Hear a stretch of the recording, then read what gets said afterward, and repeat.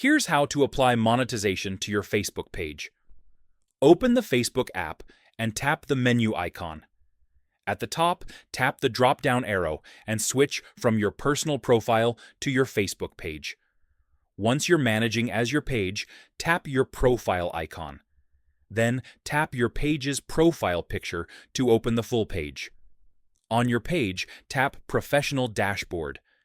This is where Facebook shows your insights, tools, and monetization eligibility. Scroll down and tap Monetization.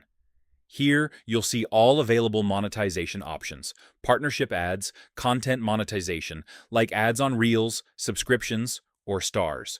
Tap each section to check if your page is eligible. If you see an option you qualify for, tap I'm interested or Submit Interest. Facebook will review your page and notify you if you're approved.